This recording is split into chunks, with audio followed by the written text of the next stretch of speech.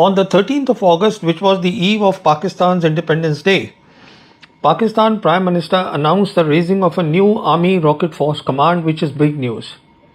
I will explain in my video as to how this new command can be or will be optimally utilized by the Pakistan military in a war with India. There is no doubt that this new command is inspired by the PLA Rocket Force.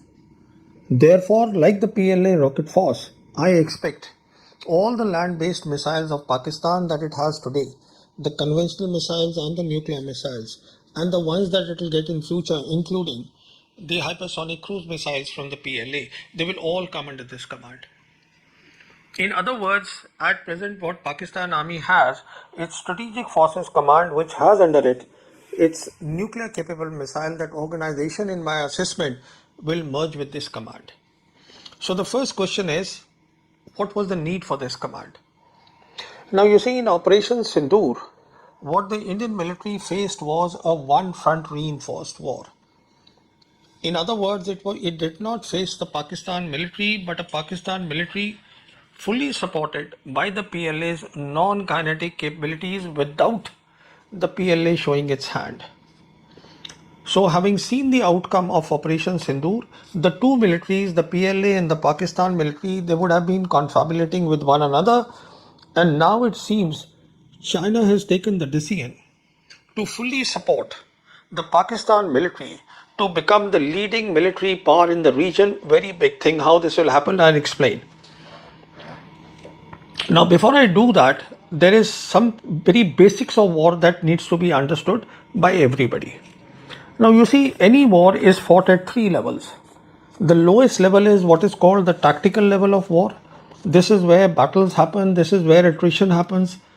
And this is where, because of attrition, the bean counting of assets becomes important.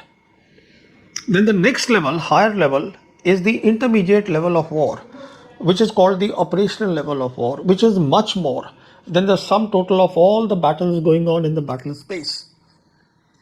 And it is this level of war, the intermediate level of war, which will determine the outcome of the war or the campaign, hence very important. Then the highest level of war is what is called the strategic level of war, which is where the political and the military leadership of any nation, they discuss things with one another before the war and during the course of the war. Now, when we look at between India and Pakistan today, the strategic level of war, what would be happening here on the Indian side are three activities. One is that the political leadership and the military leadership, both before the war and during the course of the war, they will constantly be in touch with one another. Second activity would be that the political and the military leadership, will be looking for war withal, a regular supply of capabilities for the war surge.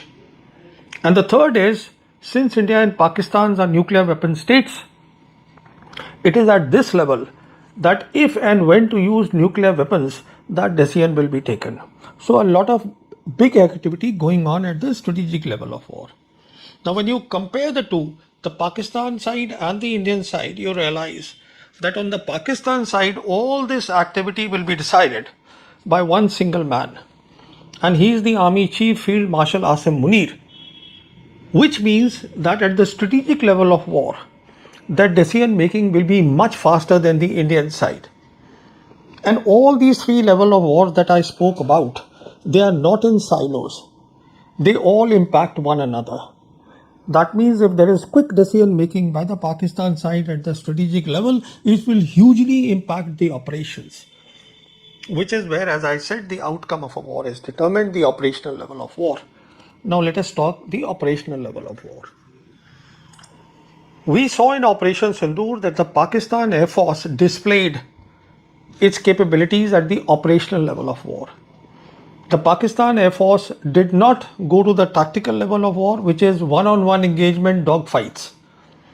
Instead, it used the BBRs, fully supported by a digital ecosystem and what they call a new war concept of multi-domain operations. So they were operating at the operational level of war.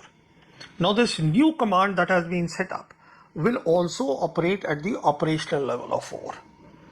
And the reason for that is, during Operation Sindoor, one thing became very clear, that for both sides in the battlefield, there'll be nothing as the rear or the front of the battlefield. The missiles can go anywhere. And hence there is a requirement that they operate at the operational level of war. And that is precisely what this command will do. In other words, in the next war with India, on the Pakistan side, we will see the Pakistan Air Force and this new command of the army both operating at the operational level of war, where the war outcome is determined. And they will be fully supported by China's Beidou system, the satellite constellation, which will provide round-the-clock situation awareness, and it will also help the Pakistan missiles for precision firing. And in any case, we know that all the headquarters of the Pakistan military, they are networked by secure fiber optic cables, and hence the constant interaction will be possible between the Pakistan Air Force and this new command, who in any case will have the complete picture, the situation awareness of what is going on. In other words, the whole thing about establishing a air superiority or a limited air superiority will now be done by these two, which is the Pakistan Air Force and this new command operating at the operational level of war. So therefore, once this has been raised, what we will see under the general headquarters of the Pakistan Army is all these organizations. Under the Pakistan Army, we know there is what is called the Strategic Plans Division. Now, this is that organization which is responsible for Pakistan's nuclear weapons and all activities around the nuclear weapons. Their management, everything, that all comes under the SPD, which is headed by a 3-star army officer, a lieutenant general. And then we'll have this new command, which has now been raised, once again headed by a lieutenant general rank officer and reporting to the general headquarters. And then there is ISI. Now ISI again is headed by a lieutenant general, and the present ISI chief, he doubles also as the National Security Advisor of Pakistan. So then we have the Director General Military Operation. He also reports to the Army Chief, the General Headquarters, but his role will be at the tactical level, because he will be responsible for the contact line, the first line where between India and Pakistan, and hence what he will have under him, in my assessment, will be the rockets, which is mostly the unguided rockets, and the artillery. So that is what will be under him. And the role of the DGMO will actually be, as I said, tactical, will be occupation of the enemy territory once those two organizations that I spoke about, one service and one organization, they are able to establish a limited air superiority. That is how, in my assessment, the whole thing will work. Now, questions have been raised that this new command, whether it will be under the National Command Authority of Pakistan or it will be under the Army Headquarters. Now, in my assessment, the National Command Authority of Pakistan is mostly notional. Why? I will explain that in a while. So, all this will be under the Army Headquarters, as I said, the new command. And there are 4 reasons why I say that.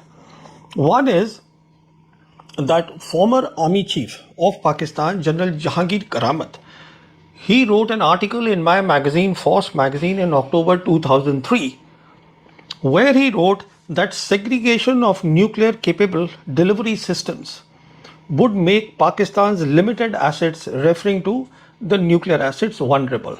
That means the nuclear cores should be kept very close with the nuclear capable missiles. The segregation should not be done. In other words, what he was saying is that the SPD, the Strategic Plans Division, and the then Army Strategic Forces Command should be together. And that is the structure that exists today, that they are under the command and control of the General Headquarters, and they are under the National Command Authority, which operates them, and they are managed by or administered by the Joint Chiefs of Staff Committee. The core thing is that they are under the command and control of the GHQ. The second reason is this was important because the General Headquarters or the Pakistan Army Chief draws his strength from these nuclear weapons of Pakistan, and hence the chief will not want to share them with any other organization. Therefore, we know that the other two strategic forces command in Pakistan of the Air Force and the Navy, what they have are the vectors. They do not have the nuclear weapons or the cores with them. Similarly, we also know that after India announced its cold starts doctrine in 2004, Pakistan announced after that that now it had the tactical nuclear weapons to counter that doctrine. But those tactical nuclear weapons were never given or will never be given to the field commanders. And they are being held at the strategic level, which is at the highest level. The command and control rests with the general headquarters.